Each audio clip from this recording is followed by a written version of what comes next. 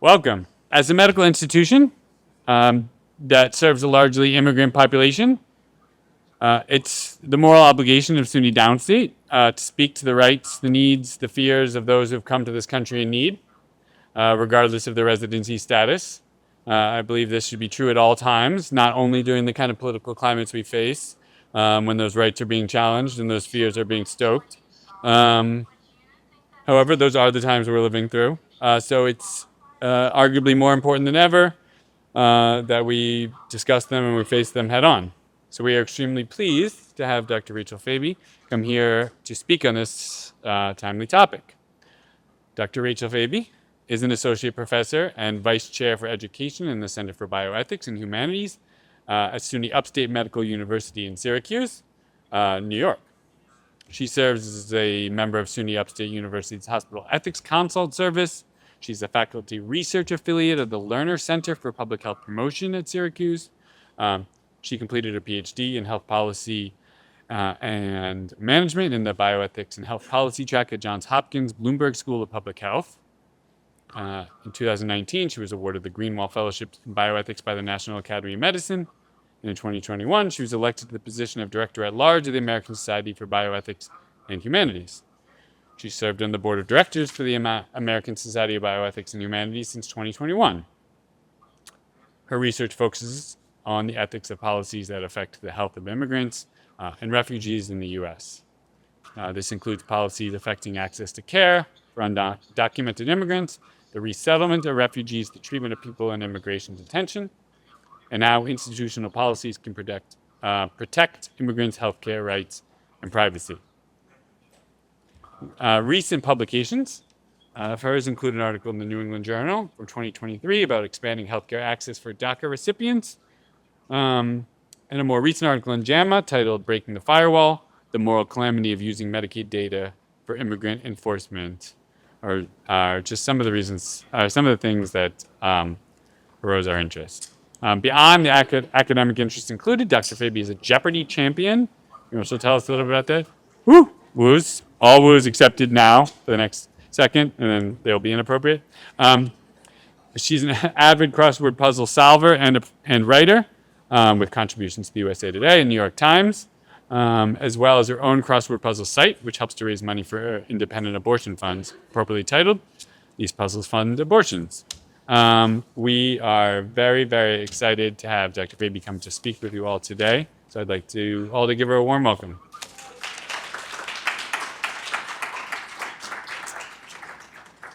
Thank you so much to Dr. Rose and the John Conley Division for Medical Ethics and Humanities for the invitation to speak with you today. As a faculty member at a fellow SUNY Directional State University Medical School, I am so thrilled to have the opportunity to connect with the students, faculty, and staff here about this important topic. I have no financial disclosures, but I am required by my institution to tell you that the views that I express today are my own and don't represent those of my institution. A few objectives for today's talk, which were distributed in advance for CME purposes. First, we're going to be identifying some recent policy changes that affect immigrant access to care in 2026. We'll be analyzing the ethical implications of those policy changes through a bioethics and health justice lens. And then finally, identifying some concrete steps that healthcare institutions and clinicians can take to protect and advocate for their immigrant patients. So immigration is a topic that is never far from mind in 2026. We see stories about immigration all over the news. Stories about ICE presence in Minneapolis, ICE presence in both Portland, Oregon and Portland, Maine, and violence against protesters and community members around the country. But this is only part of the story. If we zoom out, we can see that current issues affecting immigrant health span a much broader set of policies and practices, and immigration enforcement is just a small piece of that puzzle, although admittedly a very large piece and one that's very prominent right now. I made this map here to help me organize my thoughts for this talk, and then it sort of became the outline of the talk. But I organized it into three key domains. So health insurance access for immigrants up there in the green, immigration enforcement in the orange, it sort of covers the bottom of that map, and immigration detention. And as you can see, all of these areas are deeply interwoven and mutually reinforcing. So today's conversation will cover these three areas of immigrant health and immigration policy. So first, I'll talk about health insurance access and healthcare for immigrants, focusing specifically on eligibility for public health insurance programs. Second, I'll discuss the immigration enforcement issues that have been so front and center. I'll pay particular attention to the ways immigration enforcement intersects with healthcare institutions like SUNY Upstate and SUNY Downstate. And then finally, I'm going to talk about the ways that immigration detention affects immigrant health, and particularly the health of children. But I don't want to simply fire hose you with policy updates and bad news, although there will be a lot of that. I also want to do something useful. So I'm going to conclude with some evidence-based concrete steps that healthcare institutions and the clinicians who work in them can take to improve healthcare for immigrants. And just as an organizational note, the color along the side of the slide will let you know which part of the talk we're in. And when you see that dark blue, that lets you know that I'm doing my ethics thing along the way. Because yes, I am a bioethicist, as Dr. Rose mentioned. I serve on the ethics consultation service at Upstate. And although I've seen a lot of patients on that service, I don't think most of them have a clear idea of what a bioethicist is, what they do, at least until after we've met and had a conversation. Until recently, when I was called for a consult on an older gentleman who had experienced a spinal cord injury. He took one look at my ethics badge, it said it in big letters across the bottom, and he rolled his eyes, and he said, "Oh, great, the bioethicists are here, the people who know everything and do nothing," which was awesome, right? I had never had a patient have an opinion about bioethics before, but we ended up having like a very deep and productive conversation about his values, and using the language of bioethics, we could really structure the way that we talked about his values and his moral intuitions about his care. And he wasn't wrong. I don't know everything, and sometimes it does feel like as an ethicist, I do very little. So not wrong on that account, but I do hope that today we'll get a little bit of clarity around ethical concepts that are at stake in this immigration space, in addition to the clarity around the policies themselves, and that will be useful to you as we navigate this shifting landscape. And I'm sure many of you have moral intuitions about the intersection of immigration and health. So in this talk, I'll try to identify some of those moral intuitions that people in healthcare often hold, and places where reasonable people might disagree. And one nice thing about bioethics is that it provides us with a common language to discuss these issues. So I'll try to bring some of that structure to this discussion. And of course, many of you are probably already familiar with the 4 principles of bioethics, which is one of the easiest ways to find common language to talk through ethical issues in medicine. So just as a refresher, we've got autonomy, justice, beneficence, and non-maleficence. Autonomy referring to the ability to make decisions for yourself, free from coercion or intrusion by outside influence. Beneficence is a utilitarian principle. It requires that we maximize good health outcomes, like improving public health and keeping economic costs down. Non-maleficence is that sort of basic requirement that clinicians do no harm to their patients. And justice is kind of complicated, but it's ultimately to do with what we owe to one another and why we owe those things to one another. So I'll talk about a few different approaches to justice throughout this talk. So these concepts and a few others will come up over the next few minutes. And I want to note that the 4 principles is not the only way to do bioethics. So I'll be talking about other ethical considerations outside of this framework, but it is a useful place to start. And speaking of useful places to start, I'm going to focus in on the part of that brain dump map that has to do with health insurance access for immigrants. And as a reminder, that green border means that we are in the policies about health insurance section. And the dark blue border means that I'm going to ethics nerd out on you for a minute. So in the health insurance policy space, I've got 3 major topics to cover. Policies affecting immigrant insurance access before the current administration, the budget bill with the rather silly name that I won't be saying, which was passed last summer, and the public charge rule, a policy that, like a zombie, somehow keeps coming back from the dead slightly worse than it was before. All 3 of these policies have contributed to what's called a chilling effect, or a withdrawal from public benefits programs by immigrant communities. So these are just a few of the policies that I'll be discussing, although I'm going to jump around a little bit chronologically. So instead of starting in the 19th century, I will start with EMTALA, the Emergency Medical Treatment and Active Labor Act of 1986. That's a mouthful, so I'm going to call it EMTALA. As many of you probably know, EMTALA requires that hospitals receiving Medicare funding, so essentially every hospital, evaluate and stabilize patients experiencing medical emergencies before discharging them, regardless of their ability to pay and regardless of their immigration status. EMTALA is an unfunded mandate, which means that hospitals are not necessarily reimbursed for this care, although each state has an emergency Medicaid mechanism that will cover people who would otherwise be eligible for Medicaid if not for their immigration status. And because of this, many undocumented immigrants who lack health insurance get their health care in emergency departments where care is more expensive and less efficient, but always available. So for our first foray into this dark blue ethics nerddom, I'm going to note that the ethics principle undergirding EMTALA is what ethicists sometimes call the rule of rescue. This is an ethics principle that requires that we prevent serious injury or loss of life whenever possible, particularly if it doesn't put us at great risk to do so. And this is related to that principle of beneficence, doing the most good for people who really, really need it. One example of how EMTALA affects immigrant health is in regard to end-stage kidney disease. So in many states, undocumented immigrants can only access dialysis on an emergency basis. So that means their kidneys have to basically fail. They have to be on death's doorstep and in an emergency condition before they can report to an ED and receive dialysis. They'll then be dialyzed and then have to go through that cycle again before they can get dialysis again. And so this leads to a cycle where undocumented immigrants are bouncing in and out of the ED every time they're near death, rather than accessing maintenance dialysis, like people who have insurance can do, to prevent their condition from becoming so dire in the first place. And this is EMTALA at work.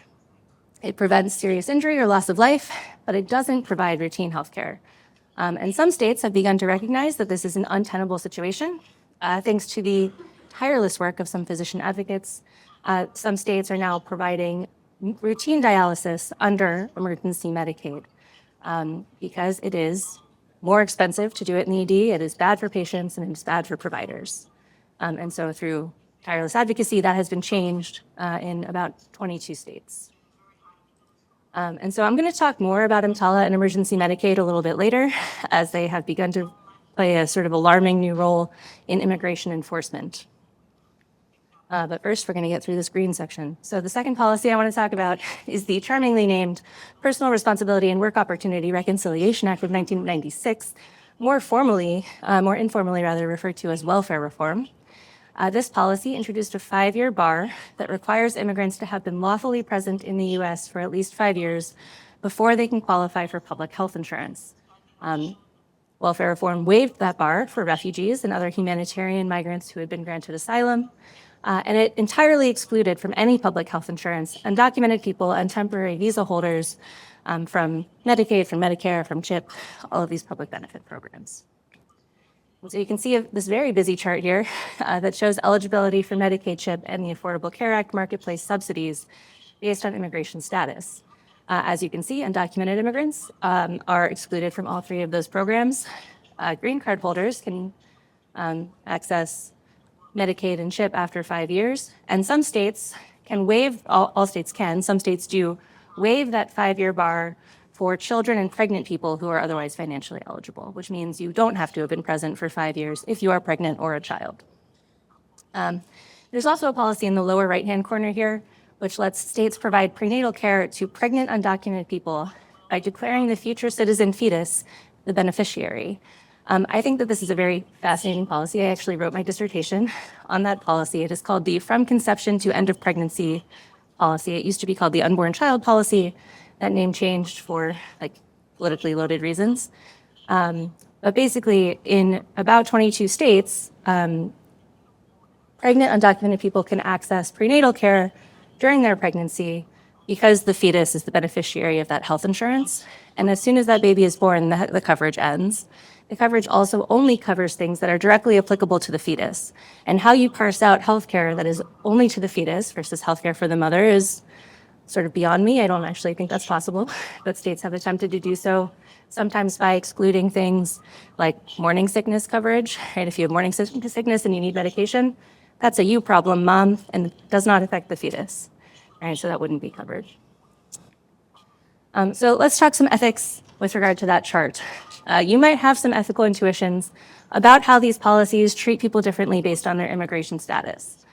For instance, waiving the 5-year bar for pregnant people and children and providing prenatal care to undocumented pregnant people aligns with some of the tenets of reproductive justice, which encompasses the right to have children, the right not to have children, and the right to parent children in safe and healthy environments.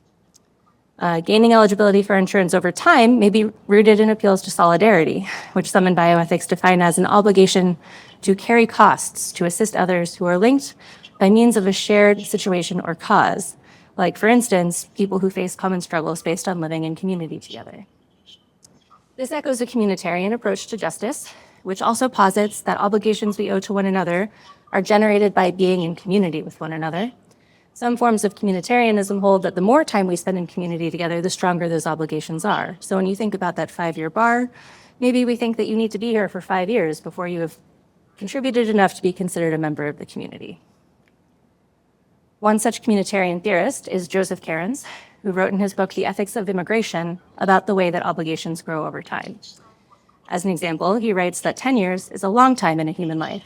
In 10 years, connections grow to spouses and partners, sons and daughters, friends and neighbors, and fellow workers, people we love and people we hate.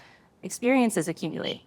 Birthdays and braces, tones of voice and senses of humor, public parks and corner stores, the shape of the streets, and the way the sun shines through the leaves, the smell of flowers and the sounds of local accents, the look of the stars and the taste of the air, all that gives life its purpose and texture. We sink deep roots over 10 years, and these roots matter, even if we were not authorized to plant ourselves in the first place. So this is both beautiful prose and, as it turns out, a pretty compelling argument for caring about our neighbors. Cairns also writes about what we owe to people who we can expect to receive their social formation in our communities, even if they haven't been here for 5 or 10 years. Specifically, he talks about birthright citizenship, which is established in the 14th Amendment to the U.S. Constitution. The 14th Amendment states that all persons born or naturalized in the United States and subject to the jurisdiction thereof are citizens of the United States and the states wherein they reside. This is referred to in political philosophy as jus soli, or the right of the soil, which is contrasted with jus sanguinis, or the right of the blood. Essentially, jus soli says that anyone born on U.S. soil is a U.S. citizen, while other nations might employ a jus sanguinis approach to citizenship, requiring that a baby have a citizen parent in order to receive citizenship. But jus soli has been the American way since the mid-19th century, although you have likely heard about recent attempts by the Trump administration to eliminate birthright citizenship for the babies of undocumented people, preventing them from receiving citizenship at birth. The Supreme Court will be hearing arguments about this case in April. But if it's upheld by the Supreme Court, this executive order would likely render babies born to undocumented people stateless at birth. This policy undermines many of the practical justifications for many of the maternal child health programs I mentioned. For example, the waiver of the 5-year bar for pregnant people, and also the unborn child from conception to end of pregnancy option. It could also lead to CHIP, SNAP, and WIC ineligibility for kids who are essentially stateless. So going back to Cairns' communitarianism, if it matters morally that a child born in a society will likely receive their social formation and sink roots over time, it would be wrong to deny that child the benefits of society, like healthcare programs, and when they're older, the political rights to vote on the leaders who shape those programs. Okay. The next policy I want to talk about, just briefly, was that sillily named budget bill that passed last summer. It introduced a few different elements that'll make it harder for immigrants to access healthcare, one of which is that it removed refugees and asylees from the definition of a qualified immigrant starting in October 2026. So historically, they've been excluded from that 5-year bar. You don't need to have 5 years of residency if you're a refugee, and that will go away in October unless a new law is passed. So some ethical considerations here. Refugees and asylees are humanitarian migrants who fled violence or persecution in their home country and are unable to return. Many refugees spend years in refugee camps before resettling in the US, and a minimalist humanitarian view of justice would hold that we have an obligation to continue to help them. A rescue with a life preserver would be useless if you stopped pulling it toward the boat halfway through the rescue. In some cases, American society also has obligations to refugees whose dangerous home situations we created. So for instance, many interpreters who worked for the US Army were resettled in the US after the Taliban regained control in Afghanistan, and leaving them without health care would be a violation of our reparative duties of justice. But that is what the new budget bill will do, if not changed before October. So the final policy I want to talk about is the public charge rule. This is a policy that has been on the books for a long time. It enables the government to deny a green card or a visa to anyone that it believes would be, quote, primarily dependent on the government for subsistence in the future. So until 2019, this was determined by looking at a would-be immigrant's receipt of cash benefits or long-term care at government expense. But this changed during the first Trump administration when they added additional programs to those taken into consideration for this public charge determination. In 2021, the Biden administration reversed that change, but just a few months ago, the Trump administration again promulgated a new proposed public charge rule that left open-ended what benefits DHS could consider when making a public charge determination. They also proposed to take into consideration a family member's receipt of benefits. So if you have a family member who is eligible, that could still be counted against you if they use public benefits. That rule hasn't been finalized yet. There was a public comment period that closed in December. There will be some time where the agency reads all of those comments and responds to them, and they will publish a final rule, either affirming what they had proposed or making changes, likely just affirming what they had proposed, probably sometime later this year. And this predictably leads to that chilling effect I had mentioned earlier. So you can see from this in this chart from the Urban Institute that after the 2019 public charge rule was finalized, many immigrants refrained from accepting public benefits for which they were eligible out of fear that it could disqualify them or a family member from obtaining a green card. And even after the Biden administration reversed that policy, that chilling effect kind of held because people have now seen that these things can change from administration to administration. So some quick ethics here. First, penalizing families for using healthcare for their children, to which they are entitled, is a real issue for reproductive justice. Part of safely parenting your child involves ensuring that they have the healthcare needs that they have their healthcare needs met, which is not possible if you have to avoid the programs that make that possible. It's also harmful. Avoiding healthcare will no doubt lead to worse health outcomes, not just for immigrants and their families, but whole communities. Communicable disease is communicable, and even some non-communicable diseases have been shown to have network effects. And then finally, as an autonomy concern, forcing people to choose between using benefits for which they are eligible and a potential green card is a coercive constraint on free choice. All right, there's plenty more to be said about the intersection of immigration and health policy, but let's turn now to the orange part of this web at the intersection of health and immigration policy and the ways increased immigration enforcement have affected not just immigrant patients, but also their communities and the clinicians who treat them, starting with ICE presence in hospitals. There has been plenty of reporting recently in the news about the increasing presence of immigration enforcement in hospitals and the alarm their presence has caused for healthcare workers. There was reporting about a patient seeking care at NIH being detained by ICE. Immigration enforcements continue to affect life-saving care in Chicago. Immigration crackdown sets off alarms in hospitals. At Boyle Heights Hospital, ICE agents call the shots, doctors say. And most recently in the Twin Cities, ICE agents appear at Twin Cities hospitals alarming healthcare workers. These are just a few of the stories. There are plenty more that I could have screenshot here. But there's a pattern developing here, right? It is alarming to doctors and to nurses and to their colleagues on their healthcare teams to see ICE agents in their place of work. And this is new, right? That didn't historically happen. But in 2025, there was a new policy change that I didn't mention earlier, which was the rescission of what's called the sensitive location guidance. So prior to this year, immigration enforcement in sensitive locations like hospitals, schools, and places of worship was discouraged. And immigration agents were only supposed to conduct enforcement in those places if there was an imminent risk to public safety. This changed last January when that guidance was revised to recommend ICE agents use common sense to decide when and where to engage in enforcement activities. So under the Fourth Amendment to the Constitution, people have rights to a reasonable expectation of privacy when in private spaces like homes. For hospitals, what counts as a private space is more complicated, as places like lobbies and waiting areas are generally open to the public. But despite the rescission of the sensitive location guidance, ICE does, in theory, still need a judicial warrant, which is a warrant signed by a judge, to enter areas considered private. So interior parts of the hospital, those that require ID badges, those that are marked private visibly that require employee badges or access cards, those are all considered private spaces where, in theory, ICE agents cannot simply walk in and detain and question patients and staff. Now, I say in theory because we learned a few weeks ago that ICE has been operating under a secret memo that was not previously made public, granting them authority to enter even private spaces without judicial warrants, relying instead on what's called an administrative warrant signed by ICE officials instead of by judges. The legality of this practice is certain to be challenged in court. That hasn't happened yet, but I'm sure there are lots of states looking into what they can do about this. Another new practice in immigration enforcement that puts undocumented patients at risk is the Center for Medicare and Medicaid Services sharing patient data directly with the Department of Homeland Security for immigration enforcement purposes.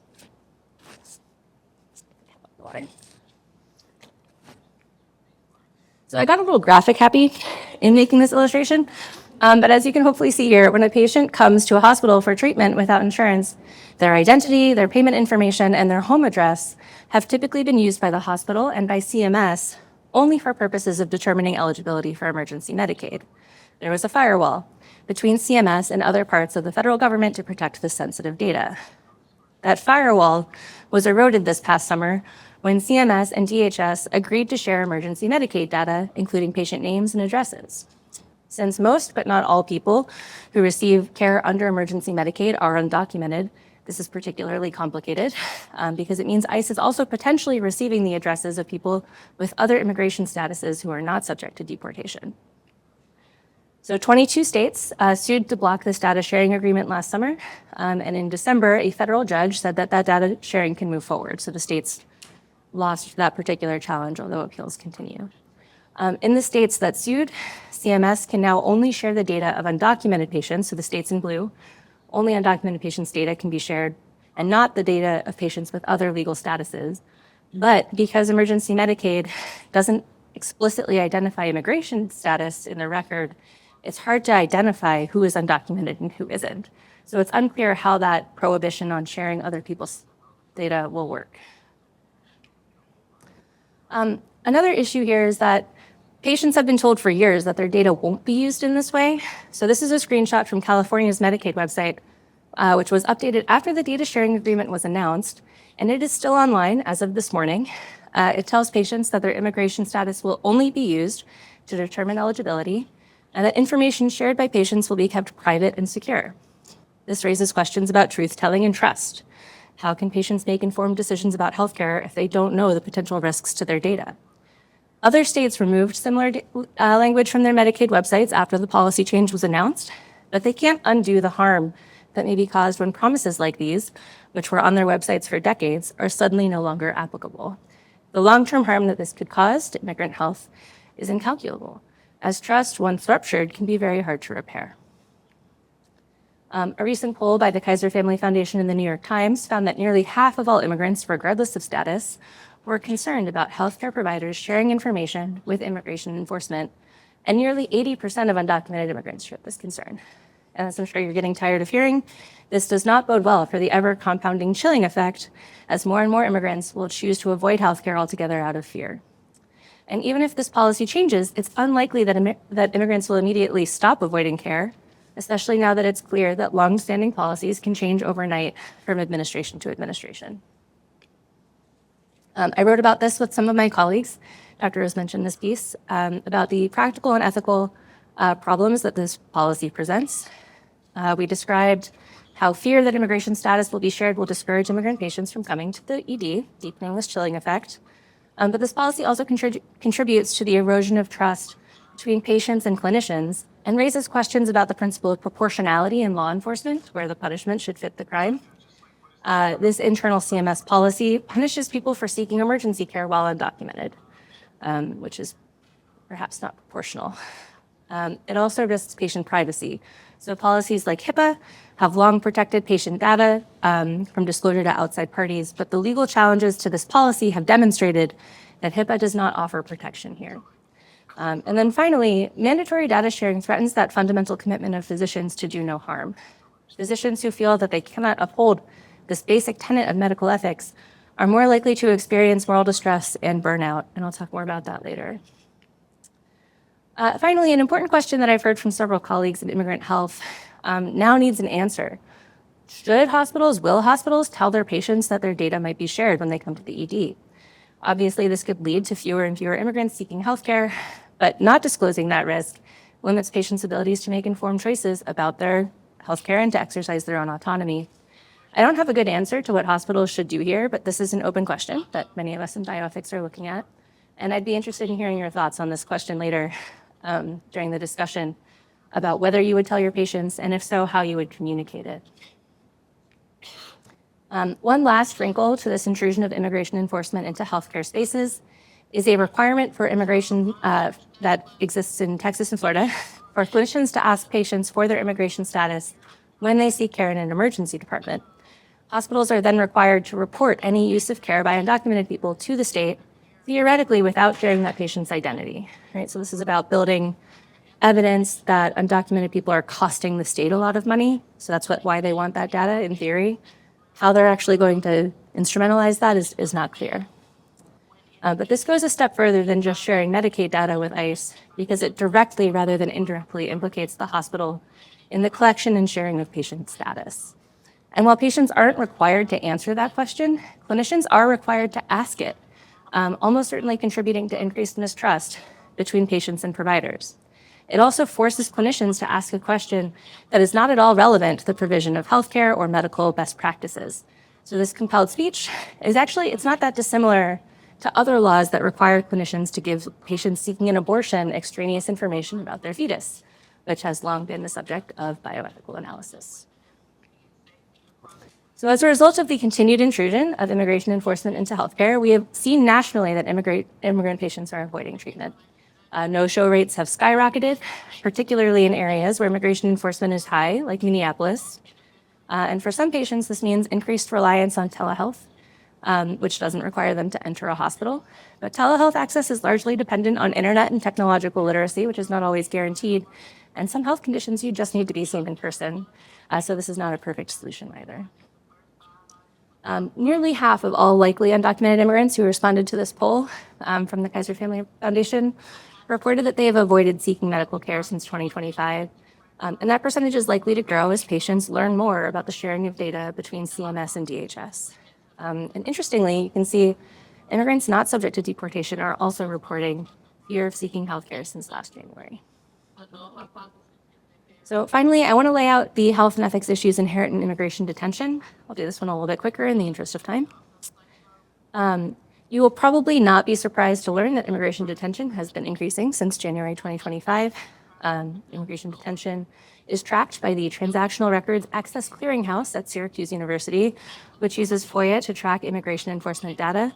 And they report that as of last month, there were about 70,000 people in ICE detention facilities around the country. You can see that very steep increase starting in January 2025. One such detention facility that has been in the news is the Dilley Detention Center in South Texas, where many children and families are being detained. This is just a screenshot of the news stories about Dilley that I took this morning. This story in the bottom right from ProPublica includes heartbreaking letters written by children who have been held at Dilley, some for over 50 days, like the one who wrote this letter. Dilley is also one of several ICE facilities where measles outbreaks have been reported, as many under-vaccinated children are kept in close proximity to one another and provided inadequate access to health care.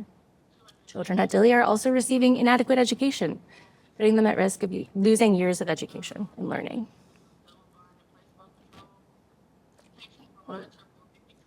It has long been U.S. policy not to keep children in immigration detention. Starting in 1997, under what's known as the Flores Settlement Agreement, the government agreed that children should be released to family members or other responsible adults as soon as possible. The conditions of their detention, if they must be held, should be safe and sanitary. They should be held in the least restrictive setting possible, and they must have contact with family members. This is clearly not the case, as the growing population at Dilley demonstrates. The American Academy of Pediatrics recently released a statement demanding that all children in detention be released immediately. And the problem of inadequate healthcare in detention is not only present at Dilley. The New York Times reported that CoreCivic, one of the publicly traded detention companies that has secured contracts worth hundreds of millions of dollars since early 2025, has a checkered track record of providing medical care to people in its facilities. CoreCivic has been accused of falsifying records to disguise unsafe conditions, failing to provide life-saving medications, and being slow to take critically ill people to the hospital, according to court records, government audits, sworn declarations, and interviews with lawyers and people who were detained. All in all, there were 31 deaths in ICE custody in 2025, which is more than 2020, 2021, and 2022 combined during the height of the COVID-19 pandemic. And there have been at least 6 deaths so far in 2026. And the longer people are held in custody, the worse their health outcomes are across several metrics, including mental illness and PTSD. You can see in this figure from JAMA the effect of prolonged detention beyond 6 months and the really significant difference it makes in self-reported health outcomes, mental illness, and PTSD. The organization Physicians for Human Rights has also been investigating the increased use of solitary confinement in immigration detention. So this report, which was released in September, documents a really steep rise in the use of solitary confinement. The chart on the left shows the increase in its use since the start of the Trump administration. And as you can see in the chart on the right, the average length of time spent in solitary has increased and is well above the 15 days that the UN defines as torture. As a result of the conditions of detention, many public health service officers have reported experiencing moral distress on the job, and many have quit as a result. In a recent NPR interview, one NP who quit the service in October reported that public health service officers have been tasked with protecting and promoting health, and instead were being asked to facilitate inhumane operations. Although there are many definitions of moral distress, one that fits with the plight of that fits with the plight of clinicians who serve in detention facilities is an acute feeling of risk to one's own personal and professional integrity that is associated with some perception of powerlessness to prevent some wrong. The experiences of public health service officers clearly illustrates the moral distress caused by believing your mission is to protect and promote health, and instead being forced to operate inhumane facilities. Which raises an interesting ethical question about the moral obligations of clinicians under these circumstances. In Bioethics and Beyond, we've long talked about the concept of conscientious objection, or refusing to participate in care that goes against one's moral beliefs. The PHS officers who quit due to their moral distress are conscientiously objecting to providing substandard care.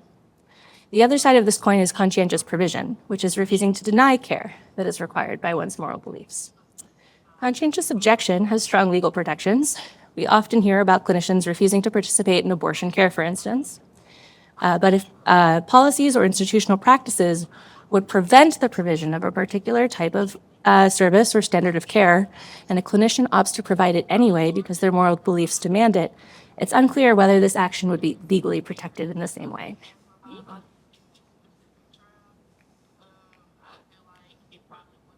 And this raises the open question about whether clinicians should work at detention facilities if they believe them to be inhumane.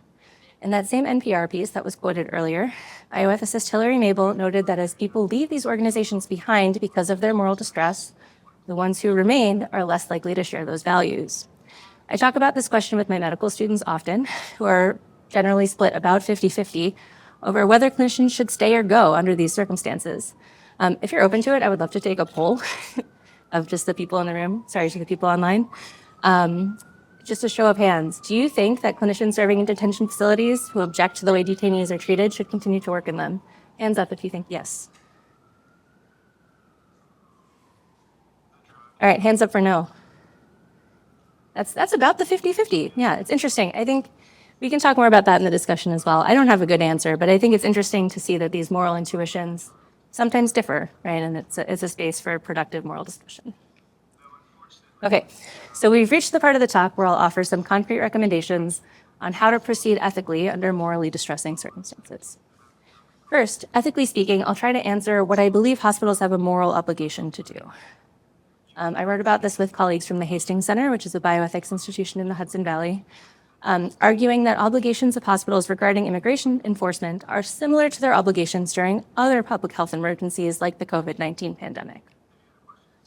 We wrote that healthcare institutions should have predetermined plans for how staff should respond if immigration enforcement authorities enter their premises to obtain protected health information or remove patients, family caregivers, or healthcare workers.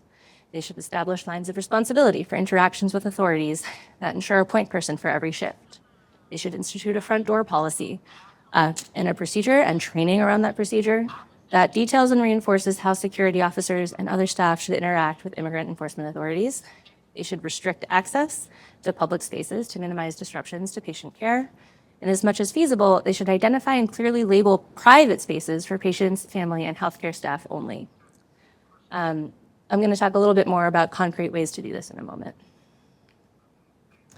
The second duty that we identified of hospitals under these circumstances is to safeguard patients from harm. So it is not ethically appropriate to leave the definition, practice, or responsibility of safeguarding patients up to individual healthcare workers. Ethical opinions may differ about the ethics of complying with laws or policies that you may perceive as unjust, but a lack of institutional clarity around a basic duty to safeguard patients from harm can itself be a source of harm or injustice. So hospitals have an obligation to educate and equip healthcare workers, patients, and families regarding their rights, and to address the emotional and psychological needs and the impact of this immigration enforcement on their workforce and provide for their practical needs. Finally, we identified a duty of care and non-abandonment, which hospitals have during any public health emergency. They must foster a welcoming and caring clinical environment that respects all patients, and they must maintain clarity regarding appropriate standards of care for emergency and non-emergency medical treatment for all patients. And they should not compromise those standards if an avenue to meet them exists. When standards of care can't be met for some patients because of immigration status or immigration enforcement actions, hospitals should maintain responsibility for their care and pursue the least harmful approach to responding to their needs. And in these cases, just a little plug, clinical ethics consultation may be helpful. So what can your hospital do? This is where I'll give some concrete stuff coming from what is called the Doctors for Immigrants Toolkit. I did not write this. This was created by Dr. Altaf Sadi. It is an evidence-based toolkit that draws from the best practices of hospitals around the country, and many of these best practices implement those moral obligations that I just described. So at the institutional level, this toolkit gives concrete examples of policies that hospitals can implement that put limits around what hospital staff should and should not do during immigration enforcement. It also recommends designating specific spaces as private, so that in theory, under normal circumstances, when ICE isn't operating exclusively on administrative warrants, immigration officials would need a judicial warrant to enter. The toolkit also recommends educating clinicians and staff on patient privacy and rights, including that immigration status is HIPAA protected and should only be shared when required by law, like with a court order or with patient consent. And clinicians should not leave documentation about patients in plain sight, because if it is viewable by the public, it is public. And ICE can look down at a medical record that has been left out and use that information. The toolkit recommends that hospitals review how immigration status is documented in the EHR. In general, it shouldn't be collected or recorded at all. Medical records can be subpoenaed. That information is often not directly germane to healthcare provision, shouldn't be there. In the rare event that it is necessary to note immigration issues in the chart, the toolkit recommends using terms like immigration stressors rather than documenting someone's explicit status. The toolkit also has some advice for protecting and helping clinicians as well. So starting with ensuring that clinicians are trained on issues affecting immigrant health. We are doing some of this right now. But formal training should continue as these issues develop. It's also important to remember that immigrants aren't just our patients. They're also members of our healthcare teams, and they may be affected by the shifting landscape of immigration and healthcare.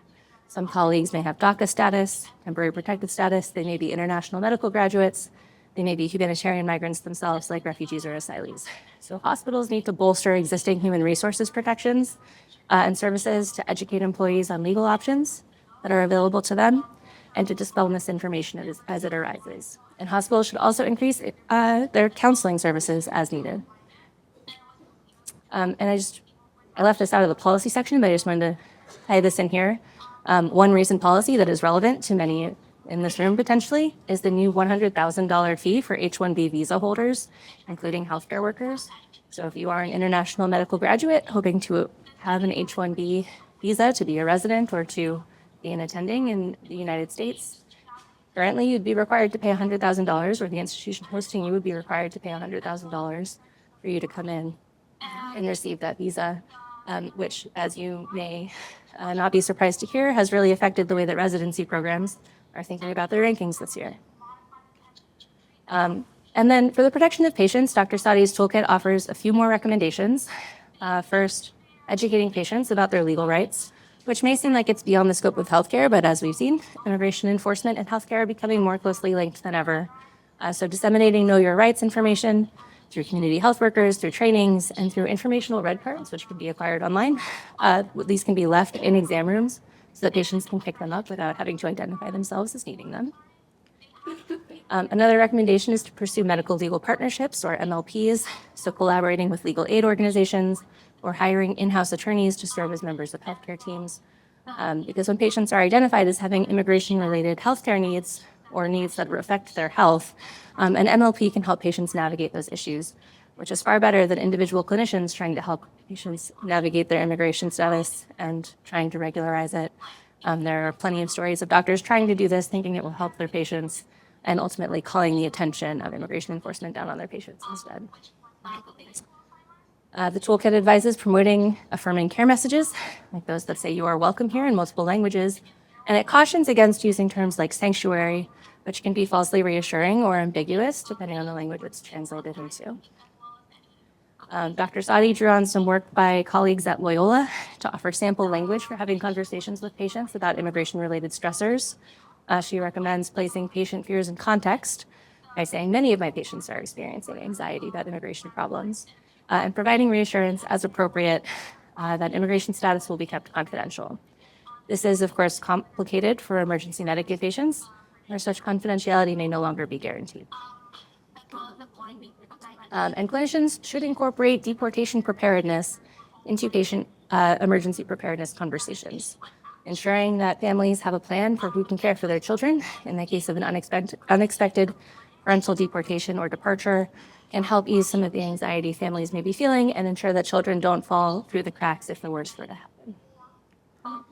And then finally, you may be asking yourself what you can do as a clinician or a concerned individual during these challenging times. The American Medical Association's Declaration of Professional Responsibility suggests that physicians must advocate for the social, economic, educational, and political changes that ameliorate suffering and contribute to human well-being.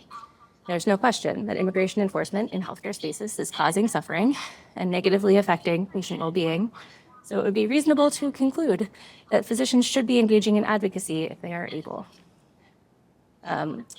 Dr. Mark Ernest suggests that clinicians are uniquely qualified to engage in advocacy because they can comment on the medical aspects of social issues and can explain how social determinants of health, like immigration, affect their patients. Clinicians also enjoy a high level of public trust and access to policymakers, so their influence may be higher as well. And I added to Dr. Ernest's enumeration of these unique qualifications that clinicians' moral distress and moral outrage at seeing how immigration policy impacts patients can be a powerful motivator to engage in advocacy as well. So here are a few concrete things you can do as an individual who is a concerned clinician. One is to speak to the media about how immigration enforcement is affecting your patients. These Minnesota physicians held a press conference last month that received significant media attention, where physicians representing various state medical societies spoke very eloquently about the impacts of ICE actions on the health and safety of their patients and communities. And by sharing their stories, these physicians may have moved the needle on public understanding of the harms of immigration enforcement for immigrant families. Another avenue for advocacy that is open to clinicians is to leverage collective action and labor unions, as the New York State Nurses Association is doing. Nurses have gone on strike to demand that ICE not be permitted to access hospitals. And Minnesota nurse Alex Pretty, who was killed by ICE while observing an enforcement action in his community, has also become a rallying point for nurses who see the protection of vulnerable patients as a core part of their professional mission. Collective action is also possible through national professional associations, which continue to speak out about the ways that immigration enforcement is harming patients. So a few recent examples from the AMA, the American College of Physicians, the Infectious Diseases Society of America, the American Academy of Pediatrics, the American College of Obstetricians and Gynecologists, and the American College of Emergency Physicians have all issued statements recently about the harms of immigration enforcement, or in the case of this last one, the public charge rule and how it affects their patients. Locally, in New York State, I'm not going to advise you one way or another as to what you should do with regard to this piece of legislation, but you should be aware that in New York State, there is legislation under consideration that would bar ICE from public hospitals and emergency rooms. And as clinicians, you may be uniquely situated to comment on this legislation one way or the other. So I know that was a lot of information, and I wanted to save a chunk of time, hopefully, for questions and discussion. So I'll wrap up here with a reminder that we live and work and play and learn in community with one another. And these communities sink deep roots that provide stability, safety, and solidarity. And as just Karen's observed, these roots matter, even if we were not authorized to plan ourselves in the first place. So thank you again for this opportunity, and I look forward to your questions.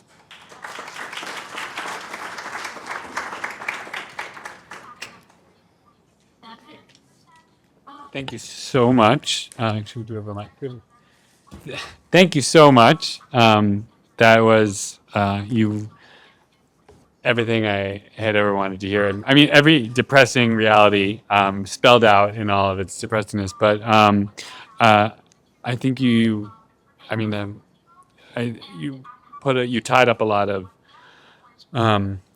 ongoing issues, a lot of issues related to immigrants' fears, very legitimate immigrant fears, and I really appreciated all the action-oriented steps. We have a microphone for those. I apologize again for starting late and kind of forcing a lot of people unfortunately to leave ahead of time, because I'm sure a lot of people have questions. Oh, we do have a microphone. So because we are at the hour, I mean, we have time for people who can stick around. We appreciate people who can stick around. I will look at, while we get our first question from somebody in the audience, I will look at the chat. I imagine there's probably a lot of questions from them as well. Thank you so much. That was great.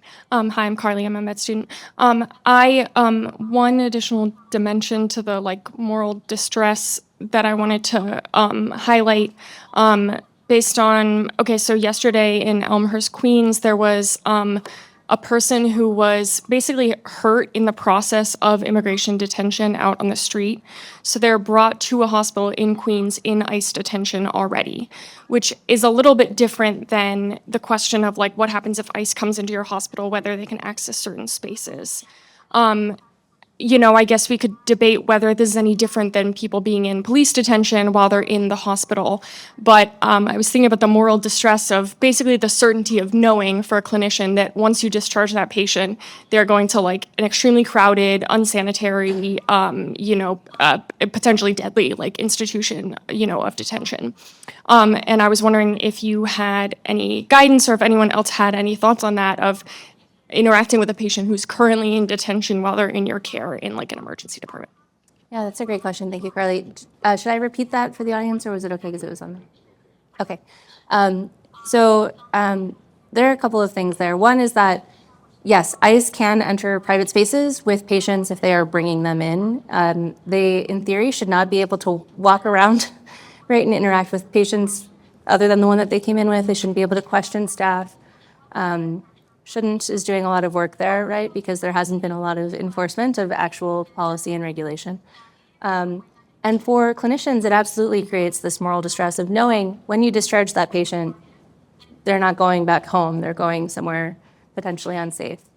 And so the definition of moral distress that I used came from Nancy Berlinger's book, The Ethics of Workarounds, which talks about cases like this one, where a physician might be really tempted to embellish the chart a little bit, do something to keep that patient in this safe location longer. And that's a really understandable impulse, and it might even be the right thing to do. But those sorts of workarounds also sort of put Band-Aids on a problem that is much larger than that individual patient. And there are sometimes justice issues in who providers are willing to bend the rules for, right? So a really cute kid, you might be very tempted to help, whereas someone who's rude to you or doesn't meet your, pull at your heartstrings in the same way might not get that same workaround. And so that's another justice issue that could potentially happen when clinicians are taking these sort of one-off actions to protect an individual patient. I don't have a good answer for you. I think it's something to keep in mind, and I hope that it motivates people to advocate for broader change in addition to trying to help the patients in front of them. A great question. Thank you. Anyone have any other questions? Oh, something. Wait, can you? I thought I found the Doctors for Immigrants toolkit. Even just a few things that you brought up were a lot. You illustrated a few things that were embarrassingly that I didn't even realize, or something as simple as actually just not documenting a patient's immigration status in the chart. What about even? Let me ask you like a very straightforward question, and then like a broader one, which is like, yeah, is it even reasonable to say patient is anxious about issues related to immigration in the chart, or is that we should even be? I guess it's unclear. Unclear. We should just, like you said, exercise caution about documentation. Where can you reiterate, or where can we? What's a good Google search term for this kind of just Doctors for Immigrants toolkit? It's actually doctorsforimmigrants.org. It's very straightforward. Doctorsforimmigrants.org. Yeah. Maybe I'll put it in the chat. And they'll be able to access those red cards, because I think I really do think that because I don't know, personally speaking, I have so many patients who have very real, deep anxieties, and kind of empowering them with some additional information I think would be very helpful. Those red cards you mentioned, these are educational tools. Those are accessible via Doctors for Immigrants toolkit. I'm not sure that they're on that site, but if you just Google red card, know your rights, there's a website where you can order them for free, and they will ship them to you. I know that there was a huge shortage of them in the spring as everyone started ordering red cards, but I think that they have since replenished their stock and are making them available. And what's the best case scenario for these? You mentioned these medical legal partnerships. At what level did those partners they have to arise from? I guess I'd love to hear more about that, but maybe this is not well formed enough of a question. I can speak to it a little bit. Model. The thing is, there is no one model of medical legal partnership. The National Center for Medical Legal Partnership, I think is what it's called, has sort of explanations of different possible models. Sometimes it could mean lawyers embedded on the healthcare team. So in the same way that you might call a social worker, you can call a lawyer if a patient has a legal need identified. We have at SUNY Upstate a medical legal partnership operating out of our outpatient peds clinic, where if a pediatric patient is identified as having a legal need, like something to do with like a landlord-tenant issue where there's black mold in the house and it's hurting the kids' health, and the landlord's refusing to do anything about it, they can be referred to our MLP, which is a partnership with the Syracuse University Law School, and those law students can act as that patient's attorney and sue the landlord, right? So that's one model. There are also these embedded models. There are models where you work with a legal aid society, and you can make referrals out. So just having those agreements in advance. Yeah, and thank you. What would be like let's say I'm a physician, as I am, who is dealing with someone with, I mean, who I'm just, a lot of doctors are just kind of allergic to lawyers, and we just are like very deeply, we've been focused on our biochemistry since 15, and then we've been a little bit, we don't really know how to get legal help. Like what would be the first point? Again, emphasizing that I know that I really appreciate that you identified a lot of these problems as systems-wide problems, but speaking to the individuals who are probably facing these concerns all the time, like I have a patient of mine who has needs, is there a single point place of resources, a single point resource that I could direct doctors to? For patients with legal needs specifically. For patients with legal needs, I guess. Yeah, I mean, some hospitals have MLPs. You might have, I actually didn't do my research on this in advance, sorry. Downstate may have an MLP. But working with legal aid societies can be really helpful because they will provide free representation to patients and to their client, at that point, their clients. But people who are not financially able to afford a lawyer on their own might be able to get legal help through a legal aid society. Sarah? Yeah, I'll let others. I don't need it. I've got this. I think she needs it. Can everyone hear me? Okay, wonderful. This was just so comprehensive and interesting and important, so thank you. As you know well, medicine is structured in at least the medical staff component and trainees are very hierarchical in nature, and that's not historic, unfortunately. What have you seen, and what do you recommend to the rising students who may have very strong values that sometimes are aligned or maybe not aligned with people more senior to them when they encounter situations like these? Yeah, that's a great question. So my students, I teach physician advocacy at SUNY Upstate. This is an elective course sequence that I offer. And what I tell my students when they are concerned about, being seen as insubordinate or, going against the people who are grading them, I think this works. Is this good? Okay. Is to try, understandably, you cannot become a resident and attending unless you get those grades that you need. So keeping your head down is often their first instinct. And so what I advise is that they direct those efforts, that moral distress that they're experiencing outside, right, to engage with advocacy groups, to engage with community groups that aren't grading them, right? And to build those community connections so that when they are in a position of power, they can leverage that and they can model for their students what it looks like to, promote justice in their healthcare spaces. I have had students who have done the brave thing, and some have experienced consequences for that, and some have been rewarded for that. So that's another, thing to consider. Some residency programs are really looking for that.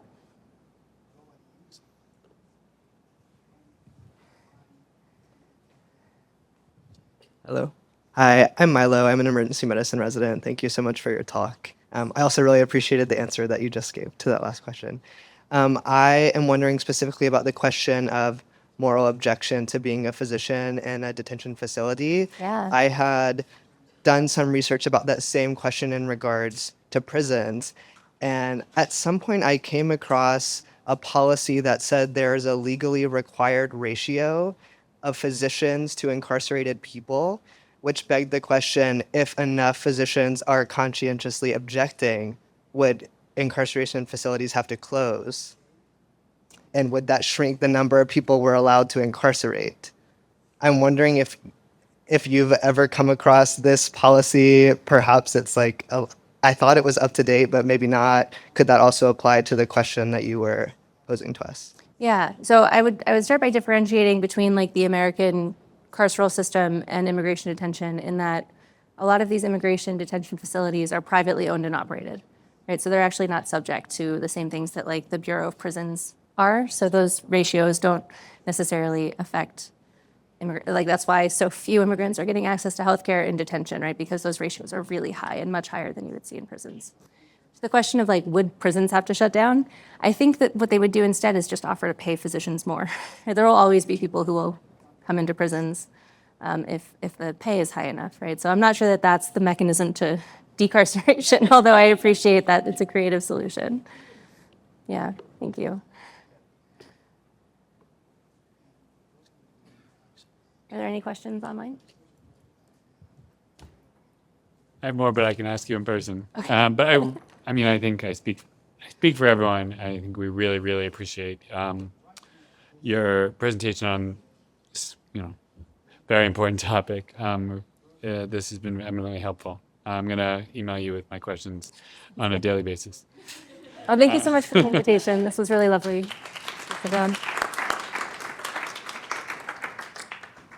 One more question. One more thought. This whole issue is really a subset of the whole issue of the ethical issues in the healthcare system of distributive justice, and it's a small segment of it. But how do we deal with the concept that a priori there is a lack of ethical rigidity, of ethical appropriateness in the healthcare system, of which this is a smaller part? And do we say we give more? Do we say that immigrants, the undocumented, non-citizen immigrants, have a higher priority than the poor people that we see all day who are American citizens? Where do we draw that line? Yeah, I appreciate that question. I think that there is no line. It would be my answer, right? I think we treat them the same. I think, and I echo Karen's in this, that what matters morally is not your immigration status. It's that you belong in a community, that you're here with your family, with your friends, with your colleagues. And over time, those bonds matter regardless of whether your immigration status is, legal or undocumented, or you are an American citizen. And because it's morally arbitrary, right? You can't help where you were born. You didn't get to choose that. And I don't think that we should treat people differently on the basis of a morally arbitrary characteristic like place of birth. And thank you. Wonderful. Okay, sure. Thank you again. Thank you, Dr. Lane.